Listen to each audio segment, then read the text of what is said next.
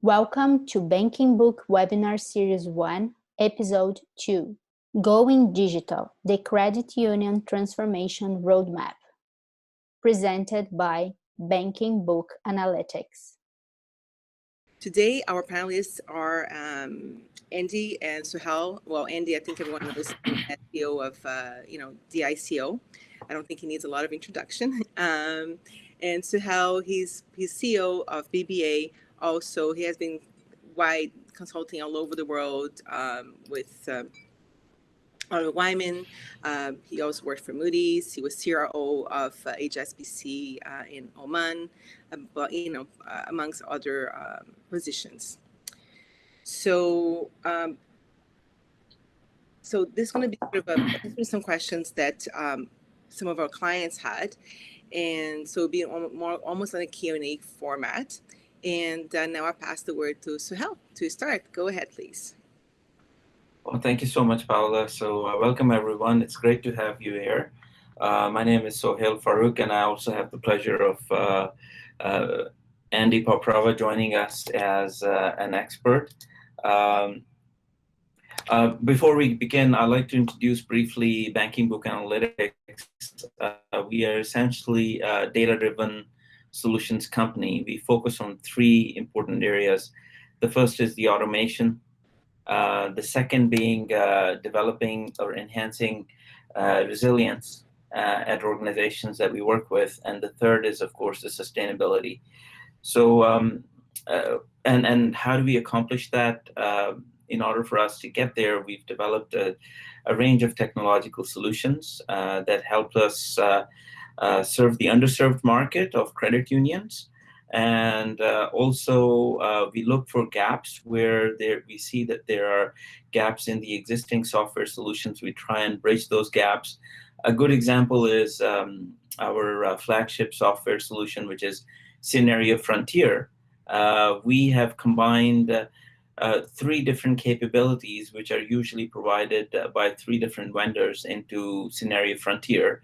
It not only has the ability to run macroeconomic analysis and provide scenarios to determine the impact on capital and profitability, but it also has transfer pricing capability. It also has budgeting and forecasting capability. So, of course, if clients would like to learn more about it, we'll be happy to set up a session. But this is just to give you an introduction as to what is it that we do and how is it that we deliver it, software being a key area. The second aspect is the advisory piece. So before we jump into the advisory piece, I'd just like to briefly showcase some of the solutions that we've developed. The first being the solutions around the balance sheet analytics. I mentioned Scenario Frontier. The second is around predictive consumer behavior. Here we have pricing applications. We have applications for the mortgage renewal platform, and in the final piece, we have profitability analytics. In profitability analytics, we also develop model risk management solution as well as BranchScape. We will briefly touch about BranchScape in today's presentation. So the second stream of our work focuses on advisory, where we bring in a set of best practices to our clients and we help them implement some of our solutions. And along the way, we look for some quick wins or low-hanging fruits so that there is maximum value that is realized by our clients. And within that space, pardon me, I'm just getting prompts for entry. So within that space, we actually work with finance, risk, and treasury.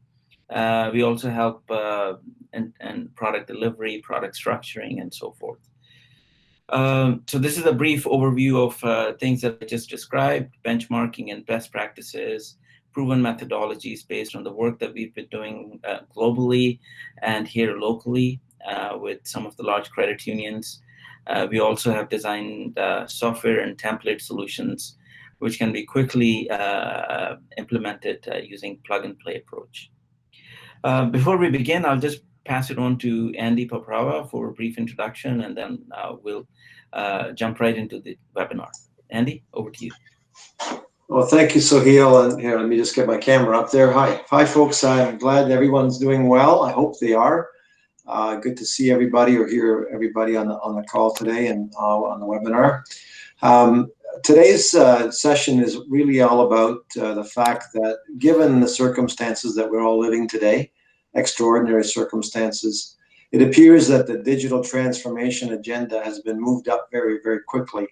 What we thought would take 5, maybe 7 years to move forward in the marketplace and the financial services marketplace clearly is moving very, very quickly now because of the circumstances that we find ourselves in. So Credians are really going to have a really hard look at their strategies and their business models going forward. To tradition of servicing their members in an excellent way, I think will continue.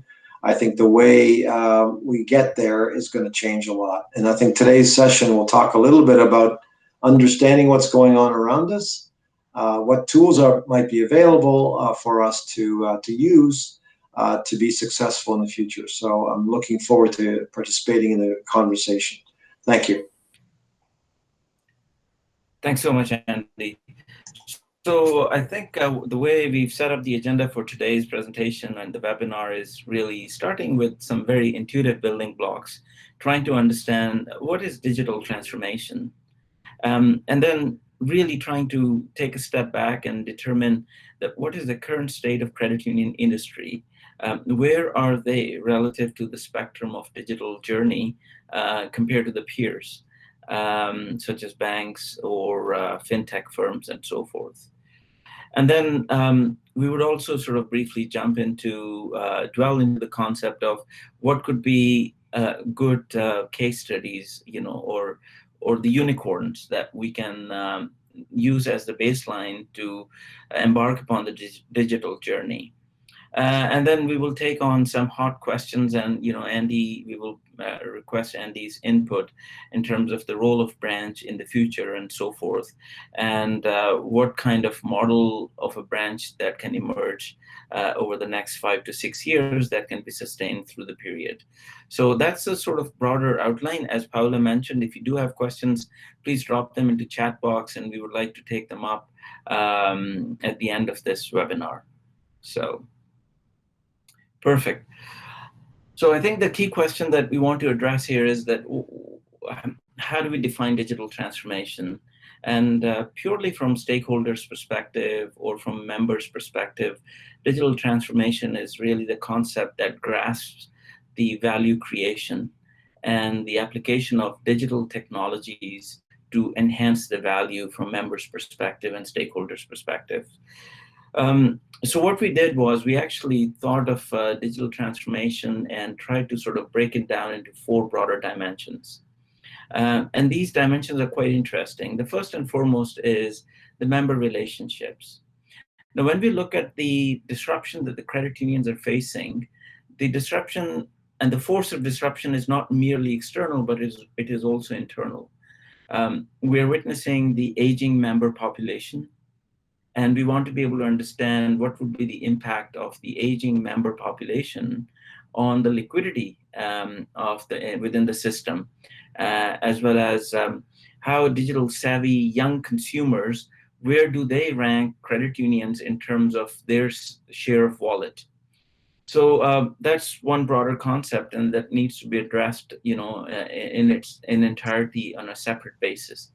The second is, of course, building the digital talent internally and developing an agile organization. Here, as we see that machine learning, AI, and some of the other important technologies take over, what roles would get displaced or what roles would get attritioned, and how would the new roles emerge, and what learnings are required from within the organization. And the key piece that we want to discuss today, where we would be spending a bit extra time, is harnessing data and advancing technology. Now, the digital footprint or the data footprint that we see within the credit union is vast. But at the same time, storing that data, archiving it, and really developing capabilities using that data as the baseline intellectual capital from credit unions' perspective, we're seeing that concept is slowly emerging, but it hasn't really become a mainstream as it has become a mainstream concept with banks or with fintech organizations.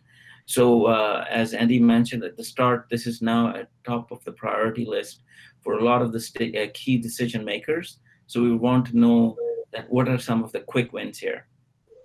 And the final piece where we would perhaps not be spending as much time is really around digitizing operations and automating processes, and how we see that the roadmap that is going to develop as a result of embarking upon digital journeys is going to have an impact on different roles that individuals have, as well as on the automation.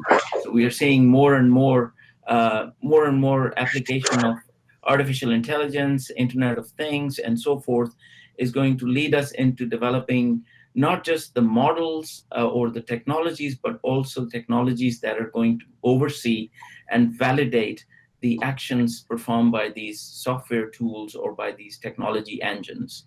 So that's the sort of overall transformation dimension that we would be looking at when we are engaging with any client organization. So Hill, before you leave the slide, if I could just add a couple of additional comments. One of the things that, in my experience so far, with dealing with digitization in a number of organizations I'm involved with, there's a fallacy that says that only young people use digital tools.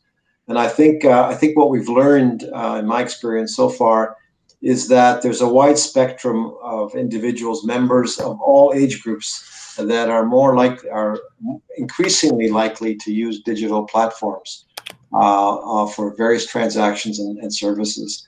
And that seems to have picked up a lot in the last little while. So demographics that traditionally have pointed to younger people only are now changing, and people are now getting to the stage where all age groups and demographics. That bodes well for credit unions because, as you mentioned, a lot of credit unions have got aging demographics.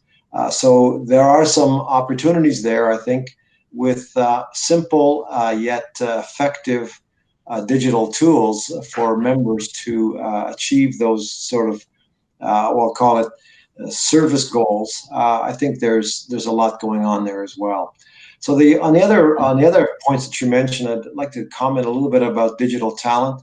This, I believe, is one of the biggest issues for credit unions to deal with. Again, part of demographics is the fact that a lot of the member service people, as well as others, have been involved in credit unions for quite some time.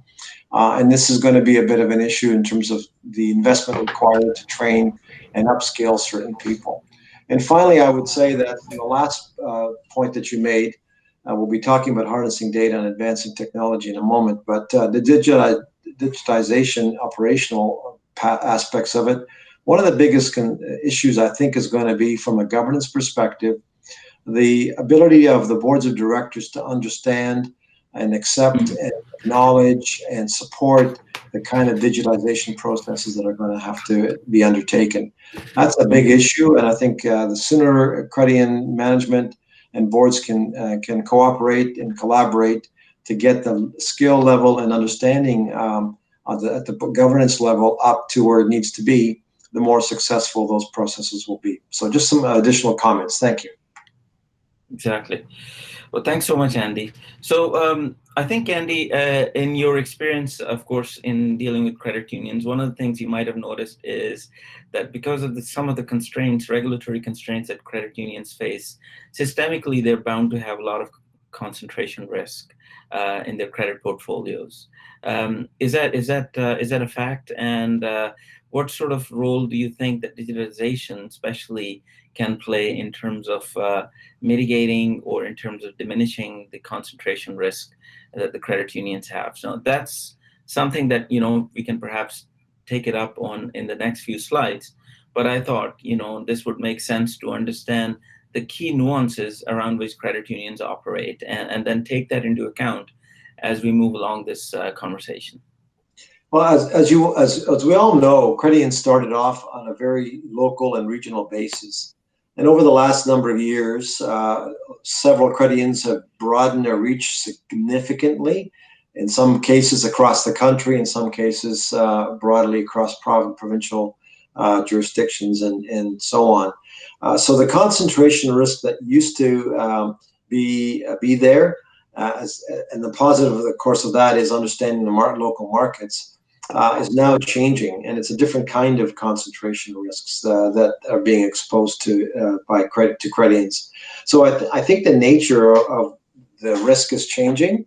At the same time, while that's all happening, this provides an opportunity for credit union members living, in broader geographic and other regions to participate in the credit union experience. So from that perspective, I think it actually might cause credit unions to diversify more than they already have. In fact, it could be leading us to a much more robust, if I could call it that, credit union experience in certain areas. So I think it's actually exciting. The question then becomes is, do you have the tools as a credit union to get there? So that's one of the things I think it should be kept in mind. Exactly. So from a CEO's perspective, I think what becomes important when they embark upon digital journey is the questions that become: is there adequate sponsorship, and what is the business model based on which a credit union would like to engage with its member?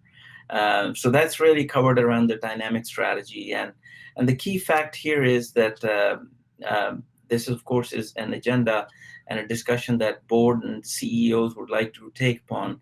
But as more and more external pressure is being exerted, not just from a competitiveness perspective, as well as from the COVID-19 perspective, the importance of incorporating the digitization initiatives and projects into strategy becomes increasingly vital from credit unions' perspective. Now, once of course, the in principle and understanding has been developed, what becomes important is that the credit unions embark upon a journey which actually leads them to some quick wins. And there is a possibility of realizing some low-hanging fruits and be able to understand the value that digitization can bring. So, to which we are referring to as unicorn use cases. And one of the unicorn use cases would be a subject of our webinar today that we would be looking at. And then I think Andy has thrown adequate light on people and governance. So, of course, extremely important, having digital talent in place and be able to understand and get the concept bought in, not just by the members, but also by the FTEs and the people who work at the credit unions. And the final piece is really harnessing the power of data and using technology enablers so that the correct decisions are made, and decisions which have been made can then be validated and can be back tested, and so that they can become part of business as usual. So clearly, from a roadmap perspective, these are 3 or 4 very important dimensions. Now, the best part about digitization is that if initial use cases turn out to be of success, then it's very easier to scale them up and to transform it across the entire organization. So that's really, really important. Andy, do you have any thoughts on this slide? Yes, so the last point you made is very important, and I think it's really helpful to remember that digitization is not a one size fits all proposition. Certainly, in my experience with the firms I'm involved with, doing pilots to see how it goes and learning as you go along is very important. We found that members and clients of financial services companies and credit unions react differently in different regions and to different products and so on. So I think it's really important to keep that in mind as you go through that journey and say, okay, we're ready to experiment, to find new solutions, and when it doesn't go well, then to pivot and go in a different direction. So very good point. Exactly. Perfect. So just deep diving a little bit on the tech and data. So if you were to actually look at different silos or different functions that operate within credit unions, the three key functions that become very apparent are finance, risk, and treasury. Um, and as we see that because of the emergence of post IFRS 9 world, we are seeing that there is now a lot of focus on upfront expected credit loss measurement from a client perspective or a member perspective. But not just that, I think the risk data that sits out somewhere there in the credit union space is not really sort of brought to bear to be able to clearly develop the analytic that is needed. And reconciling the risk data with the finance data is of course an important concept, and that requires quite a lot of work really for us to be able to get there, because the risk metrics are quite different from the finance metric. Although we are seeing some convergence at the expected credit loss level, but that convergence is still far removed. So what we really want to know is that the capital measure that finance looks at, is it relevant or is it corresponding to the capital measure that the risk looks at, or the risk-based capitalization, how can then be transformed into a finance-based capital requirement? So these are some important concepts that I think digitization allows us to sort of deep dive and to be able to understand and unravel the irreconcilable differences that usually do exist within such metrics. So it's an important concept. So from a technology and data perspective, a single source of truth, a go-to version of the general ledger becomes extremely important. So that's one important dimension when we deep dive into the tech and data. The other ones are really around multi-channel and identifying the consumer journey or the customer journey, and then mapping or superimposing the internal journey that the credit unions have, and trying to understand that what are their digital preferences, and are we really mapped to the digital preferences of the different segments of the demographic. So as Andy mentioned, that the strategy needs to be agile. So we are not just looking at quick wins, but we are also looking at a new production economy. We are looking at possibility of scaling up our successes across the entire organization. So that really needs what we would call a digital talent from credit union perspective. Similarly, the development focus within the agile world is quite modular. So it's an incremental, one step at a time, and it is backed by a robust change management culture. So it's just not that the success is achieved based on a unicorn use case, but also followed up and creating space for that success so that it can be demonstrated, and of course it can be replicated, and at the same time the disruption that is caused internally as a result of that success is managed adequately across the other pillars of the organization. So looking at this entire sort of 360-degree version from tech and data perspective, what we do come to know is that at the back end of all of this is an important single version of truth and ability to access data and ability to use that data as a sense of, or as a sense, or as an engine or fuel for the technological advancement. So harnessing data, of course, is the initial first step that would be extremely important. Andy, would you like to add anything here, or can we move to the next slide? I think in the interest of time, let's move on. It's a very good slide, though. I appreciate the comments. Thank you. Thanks. Okay, on the next slide, before we deep dive into the survey or into our benchmarking study, as we said earlier, that the transformation, of course, program has to begin over a period of time, and a long-term vision, which we are calling as a lighthouse vision from the perspective of credit union, is extremely important. And what is really needed is a sponsorship, not just from the board level, but also from the CEO and from the entire C-suite level. So that sponsorship is extremely critical because that would allow us to really sort of use what we would call a top-down approach. and then organize sort of a series of quick wins. Similarly, when we're looking at, say, generating the momentum, building the foundation, and developing a digital value proposition, it becomes important that several relatively small-scale projects are introduced, and then those projects are, of course, owned by project leaders, and then the projects get implemented. So a lot of the organizations that we've seen are now sort of empowering their PMOs, or internal project management offices, and creating internal capability and capacity, not just to work with the external vendors, but also to where they see that there's an important opportunity that resides within the organization internally. They try and capitalize on that. So that really is sort of bringing that culture closer to the credit unions in terms of rapidly embracing the change. Andy, would you like to add anything here, or can we move to the next slide?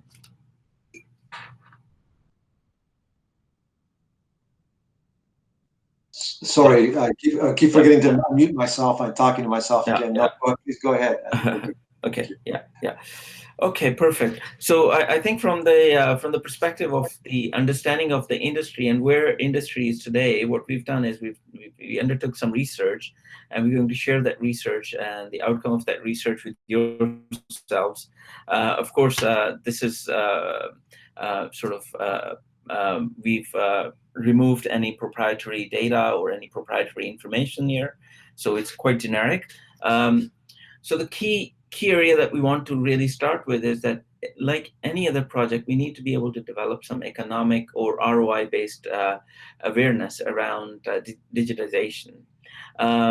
So if you were to look at, let's say, purely from an expense perspective, we noticed that in the credit union space, especially within Ontario, the efficiency ratio is quite high relative to the banks.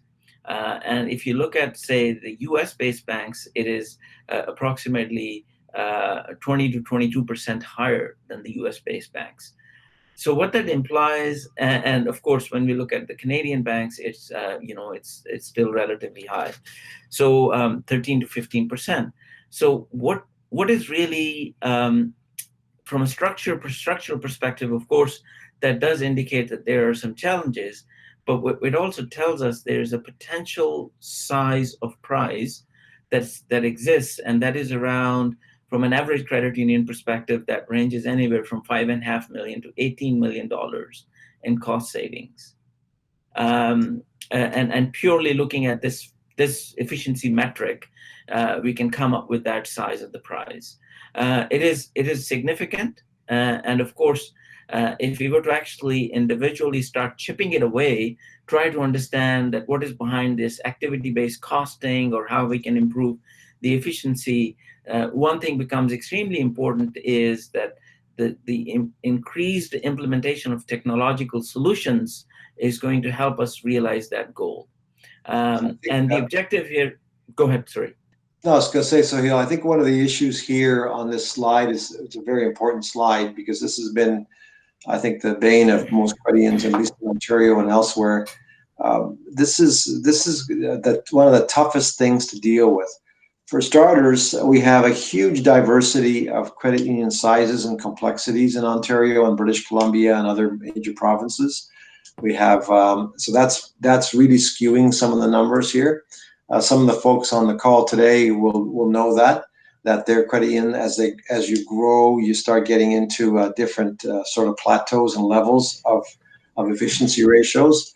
But the reality of it is that a lot of the costs associated with running the day-to-day operations of a credit union are related to two major components.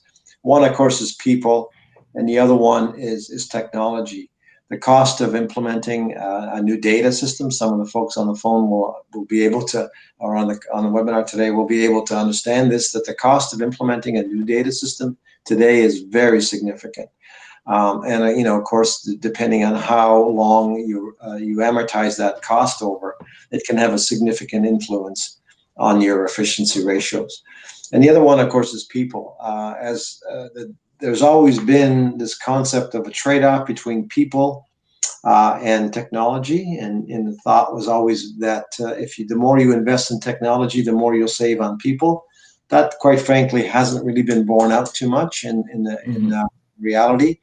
The reality of it is that you need higher quality, higher skilled people to run a more complex organization. So the numbers of staff may go down, but the actual cost associated with the human resources has actually been more or less stable.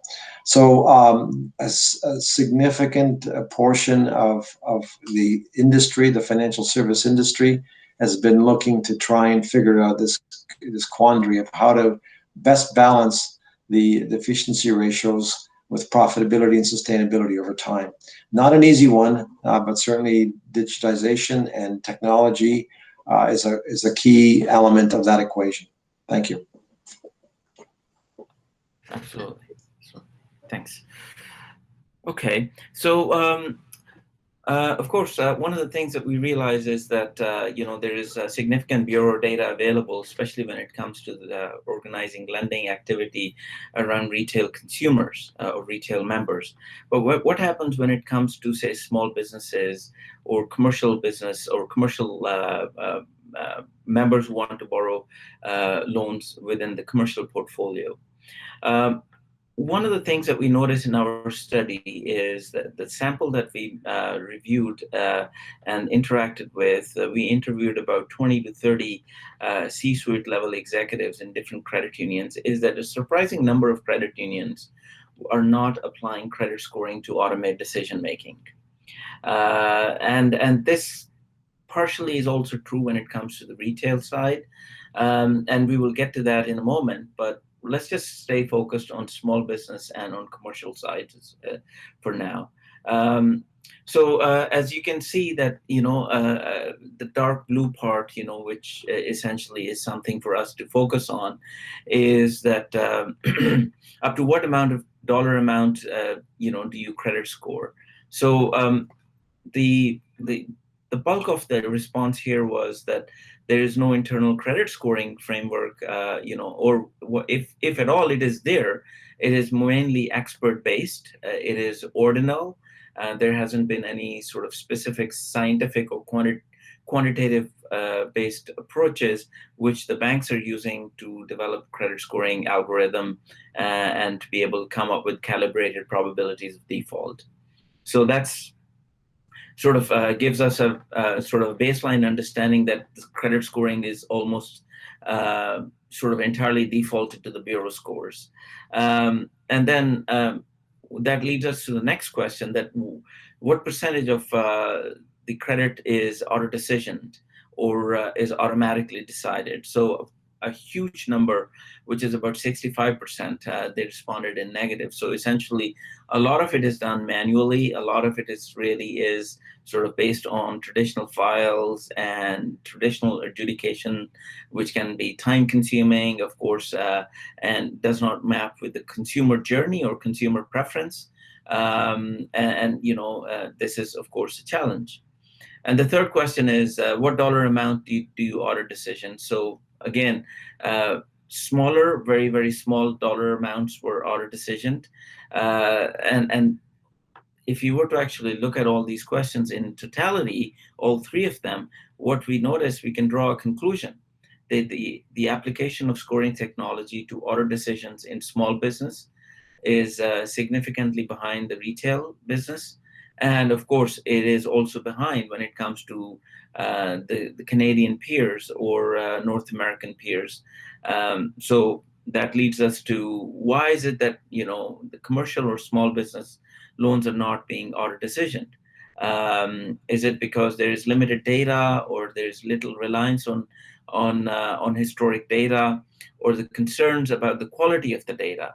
I think there's a combination of factors, but the foremost important factor here is the lack of robust credit scoring system within the credit union space. So I think that was one conclusion that we came out with after performing this study, and happy to share it here today. Andy, you'd like to add anything here?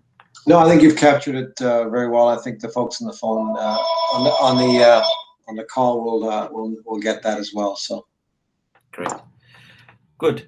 So so what kind of framework is required really to be able to move to the next stage? So as we said, the baseline economic case is extremely important. What kind of return on investment be generated? If you were to look at the cost side of things, as we said, the manual intervention in automated decision making is of course costly. It can be reduced, it can be trimmed.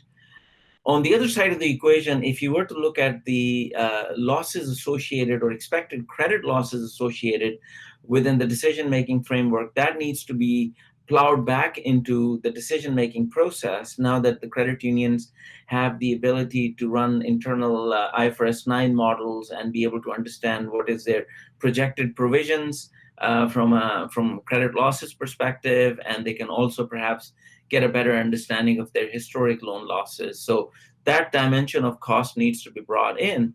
So once you have that dimension of cost that is brought in or plowed back into the equation, the only cost that remains outstanding then is the cost associated with the economic capital. So that would then allow credit union sort of a common denominator which can be used really to compare profitability associated with different loans of different sizes, of different risk grades, and of course different products. And then this would allow additional projected view with regards to the pipeline and the application rates, the reject inference, and the approval rates associated with that. So all of this, when it is combined, it can lead to what is known as what we talked about really at the start of it, digital transformation associated with creating value for the members. So in other words, that the value that would emerge would not only have the common denominator associated with all the entire portfolio, but also value not in terms of the accounting terms, but all in terms of the economics and the economic profitability. And that's really going to lead us into reconciling the finance book with the risk book and, of course, the treasury book. All right, so moving on to the next slide. Now, when you have a behavior like this in terms of creating a lack of automated decision making and not really recognizing the power of the data, especially in a skewed market such as Canada, where we have big five banks who control over 90% or 91% of the assets under management, and then the remaining credit unions or regional or smaller banks control 9 to 10%. The outcome associated with that is that a lot of the times credit unions leave a lot of money on the table, especially when it comes to interacting with the client. So if you can see on the right side of the slide, what we are looking at really is that when you have an accounting-based focus, you're looking at the curve which is shown in gray. So essentially, you have profitability that raises at a certain decile level and then starts declining. But if you take into view the risk-based costing and the perspective which is really developed as a result of enhancing the automated decision-making and automating the credit decisioning process, you're looking at an income level associated with the risk-based costing.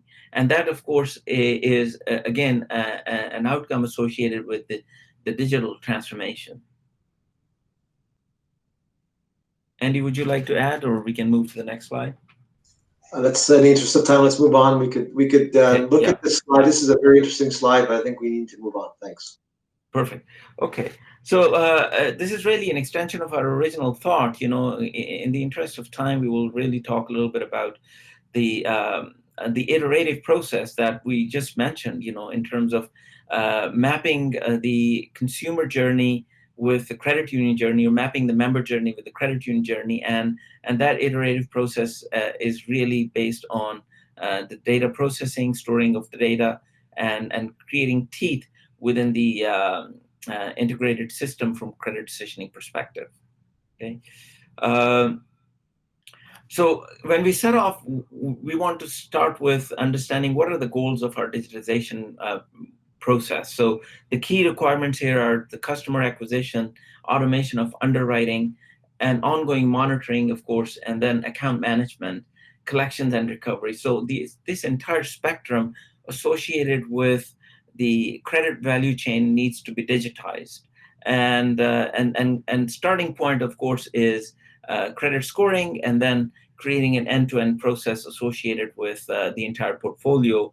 Could it be small business or a hybrid between small business and mid-market? Okay. So what we've done is we've stacked up your technology stack on the left side. If you can see the lower half of the quadrant, you will see that the potential candidates for such a digitization are really personal and HELOC, dealer loans, mortgages, the mid-size segment of small business to sort of the higher end of the mid-market members. And of course, when it comes to the large corporates or the structured transactions, that could still be used based on the manual process, but the digitization candidates are shown on the left. Some examples that we can look into are really setting up of a lockbox or sort of automated transactions for mid-size clients, the payments for the mid-sized clients. So what we've noticed is that it usually takes about anywhere from 30 to 60 days to set up a lockbox or the payment process. Whereas when it comes to the retail side, a credit card can be issued within 5 to 7 days. Of course, there's room for improvement on the retail side, but what we want to demonstrate here is that the consumer perspective or of a journey needs to be mapped with the credit union's internal digitization initiative. So a consumer is always looking for value. They want to continuously upgrade and improve the value proposition when it comes to working with a financial institution. On the other end of it, if the credit union is insensitive to consumer journey, then there could be a lack of divergence when it comes to mapping the digital footprint relative to the consumer journey. So it becomes extremely important to pick up the quick win and to understand that, are we going to start from the service or fulfillment side, or are we going to start from the sell side? Our recommendation usually is really to work around use and engage with your existing portfolio. That could include the renewal of the credit applications as a starting point.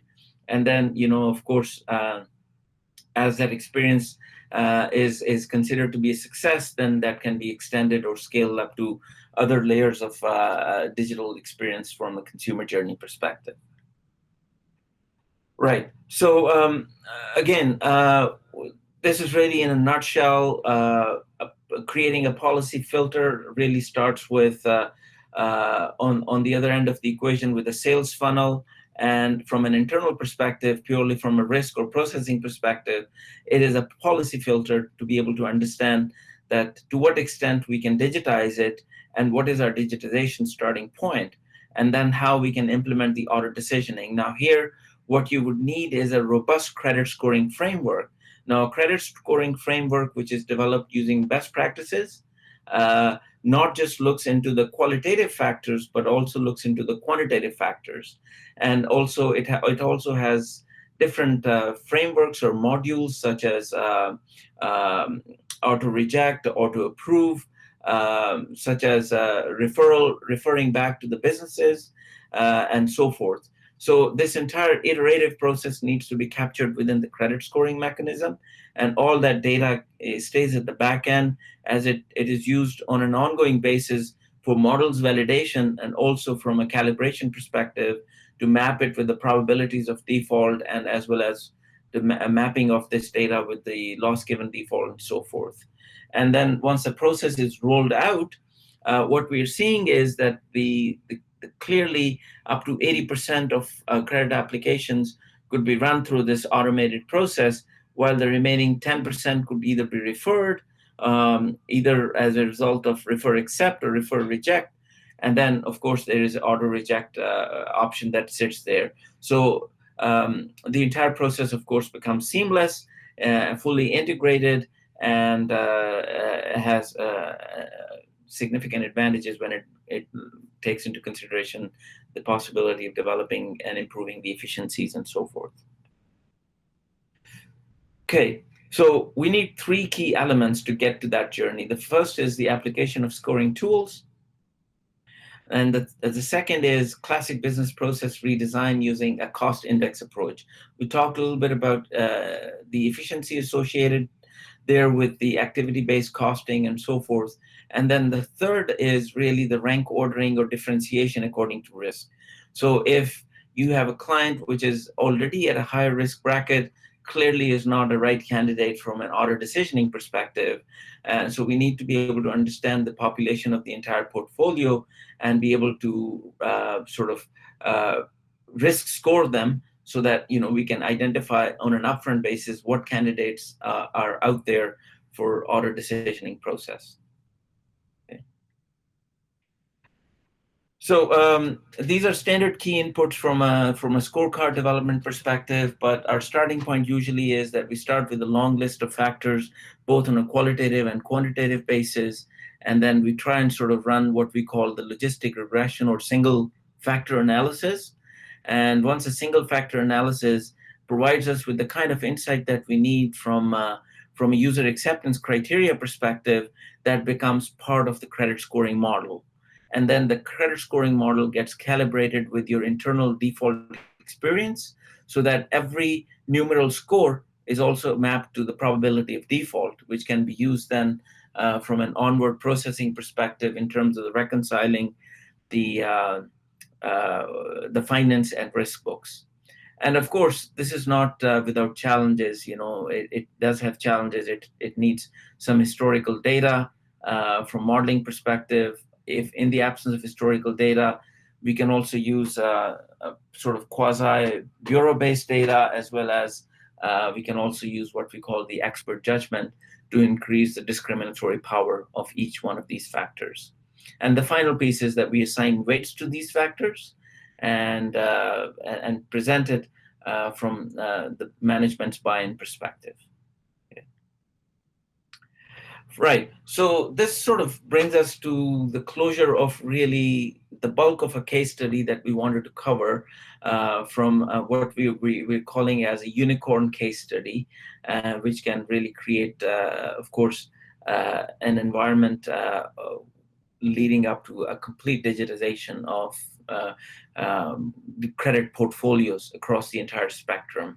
And now we are off to what I would consider as an expert comment by Andy. And as we in the beginning we talked about different nuances that credit unions face. One of the important nuance is credit unions' presence within the community and the role that it plays within the community in terms of empowering the community financially, as well as creating an outreach, towards its members. A lot of the banks are moving into the digital future, are removing branches. Some of the studies that we undertook told us that for a branch to be profitable, it needs to have approximately 5,000 teller transactions per month. Now, that is a key statistic.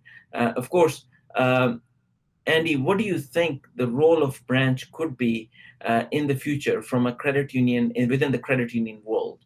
Is it going to stay in its current model where the focus is on teller transactions, or it could become a distribution-led platform from a credit union perspective where we are not just focused on retail transactions at the teller wicket, but we're also looking at, say, adding value and creating distribution from within the other portfolios, perhaps integrating wealth management within the branches and so forth.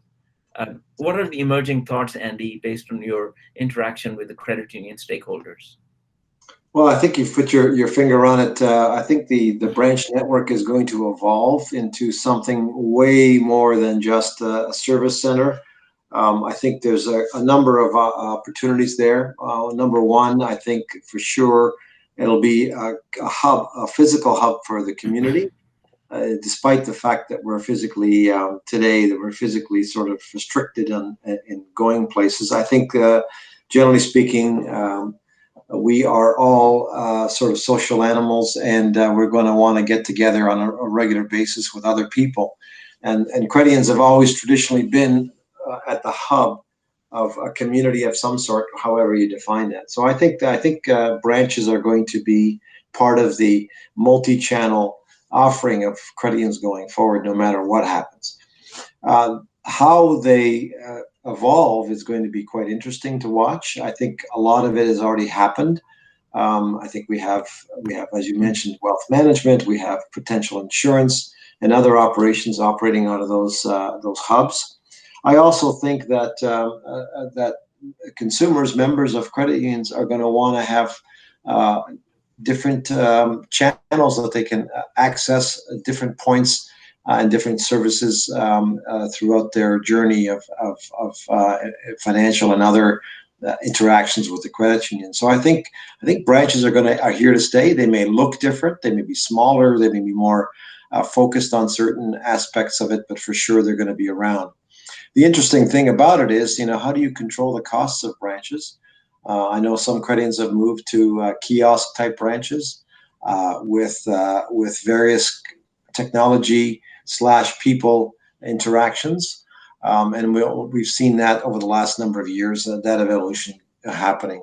So I think branches are going to be very important, continue to be a very important part of the member experience. Having said that, I think more and more certain types of transactions members will be pushed to using digital platforms and other technologies going forward. And finally, I would say that the people that man those or operate those branches, if I could say it that way, will be different kinds of people too. They'll have different mandates for how they interact with their membership. So for sure, branches are going to be around. The point that you're making on this slide here, I think, is really important, and that is, how do you measure the effectiveness of branches? It used to be, as you said earlier, 5,000 transactions a month is a profitable branch. That certainly isn't today, and should going forward may not be in the best metric to use to identify whether a branch is effective. So there's all kinds of other metrics that have to be thought about, qualitative and quantitative as well. So I'll stop there, and perhaps you can add any comments, or we can ask the group for any questions they may have on this and other aspects of the presentation today. Exactly. Yeah, just before we conclude, actually, in concluding, what I would like to say is that, as Andy mentioned, branches pose a significant challenge, both a challenge which could potentially have a success associated with it, and a challenge which could potentially lead to some sort of disruption as more and more tech-savvy consumers move to a completely online experience, and shifting demographics might dictate that. But having said that, here at BankingBook, we have developed what we're calling a BranchScape solution to measure the relative effectiveness of branches. We are using data envelopment analysis to come up with our BranchScape. Now, this just doesn't stop there in terms of providing us with the efficiency or scorecard of each branch. If you're managing a network of branches, it also has a branch dashboard, which looks into the franchise value, or what we're calling the billboard value associated with each branch. Then, of course, it comes integrated with the digitization associated with the retail credit automation. Now, typically, a lot of the credit unions rely on bureau data when it comes to the retail credit decision making. There are some challenges with bureau data. Of course, the bureau data is not as robust as it could potentially be. Typically, bureau data is released on a quarterly basis. Sometimes bureau data is also dated for some of the consumers. And over and above, a lot of the credit unions actually have some proprietary algorithm internally developed to accommodate the retail members, where they just don't look at the bureau data, but they also look at some collateral values associated with it, with lending. and some cash flows and so forth.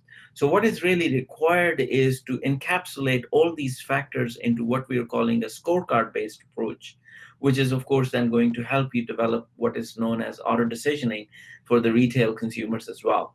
And that can completely overhaul the branch performance and branch operation. If credit unions operate on a centralized or a decentralized platform when it comes to credit decision making, it can fully adapt to that. So I'll stop there now and leave it for Paula to really come back to us with any questions. Paula, over to you. Thank you so much. Thank you, Suhail. Thank you, Andy. And thank you to all our participants, guests. We have people here from Brazil and a few provinces in Canada as well in the US.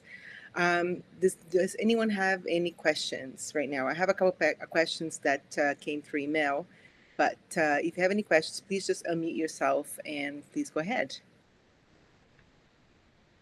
Okay. Anyone?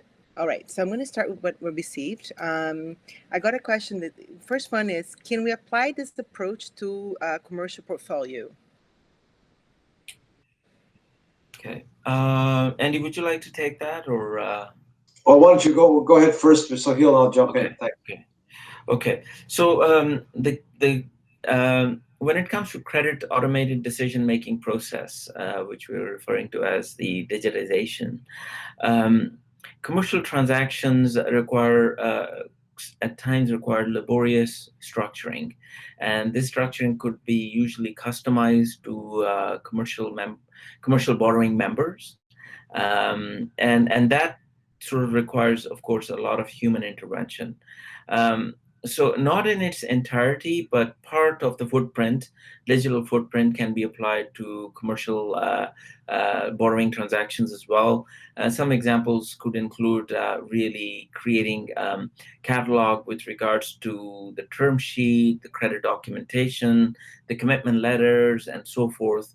Of course, credit scoring is an area that can also reduce the sort of the subjectivity associated with structuring commercial transactions. So yes, there are areas that can be used, but we still do not recommend applying auto decisioning to commercial transactions. Having said that, there are certain types of commercial loans, loans that are classified as commercial, which might lend themselves more to this kind of an approach. And that I'm thinking mostly of real estate-backed lending, especially for things like rental properties and things like that, where it's a fairly standard approach. It's almost like a residential mortgage, but obviously for commercial purposes. So there are some opportunities in homogeneous portfolios of what are called commercial loans that might lend themselves nicely to this kind of an approach. But as Sohail said, larger, more complex credits are going to require more intervention. Okay. Thank you, Andy. I have one more question here. Credit union branches are eating into the profitability? Well, they appear to be, but the question then becomes is how do you measure the cost/value of a branch? If you closed all your branches tomorrow, and I guess to some extent early on in this pandemic situation, there were situations where branches were either closed or severely limited in their physical ability to be able to accept member participation. The question becomes how do you measure the value of a branch? And I think that comes back down to a lot of factors, including what kind of members do you have? Do you have a digital platform that can satisfy the majority of members' needs with respect to transactions and products and services? Are they digitally savvy enough to be able to do certain transactions, even with a more or less simple scenario in terms of your offerings? So there's all kinds of questions around that. I'll put a plug in for the institution that I serve on the board of, and that's Modus Bank, which is a subsidiary of Meridian Credit Union. It's a completely digital bank, and it was designed that way right from scratch. And it's an interesting, I guess I'll call it half experiment, but obviously a business model that we're looking at carefully to see how that's going to function in a kind of world that we're looking forward to seeing as things evolve with this pandemic and other things that are going on around us. So there are examples of totally digital operations. And we'll see how that goes. So the value of a branch, let's look at the metrics and see how that works. Certainly on a cost basis, they're expensive, but if they contribute to the bottom line and contribute to the sustainability of a credit union, they may be absolutely necessary. Thank you so much. Have any comments? Yes. So I think Andy, it's very interesting. You talked about Modus Bank and your experience with Modus Bank. Is there a possibility that credit union of future could be a virtual credit union? Oh, absolutely. I think that it's inevitable that we're going to have credit unions that, and you got to remember that credit unions have got some common bond of association as a foundational piece of their existence. And it may be that because of the way the future society is developed or evolves, we may be in a situation where we have a completely I'll call it virtual bond of association. And that may be from all over the world. It may be from a region. It may be from it could be all kinds of different permutations. So yeah, I think that a completely digital credit union is a possibility going forward, and that's going to be, again, I'm going to go back to Modus Bank, which is essentially that. It's obviously sponsored by a very strong and profitable credit union, which helps. But certainly, it's a possibility, and I think it's likely to happen over time. Awesome. Thank you. If there are any other questions, we're going to close. Our hour is up. If you have questions also, please, you can email them to us. The presentation you'll be sent a link for everyone that's present to go on a website and download the presentation if you're interested. We'll send you an email when it's ready, probably by Friday or so. And again, I would like to thank you so much, Sohel and Andy, and all our guests. They're here. Any final words? Yeah, I would just say that Sohel and I would be happy to come and speak to anyone who wants more information about this. Maybe even a presentation to the board of directors. We can do it virtually now, I guess. But part of the reason for doing these webinars is really to enhance the knowledge and capacity of both management and directors of credit unions and other organizations, similar organizations, to understand what's going on around us and having a conversation around that.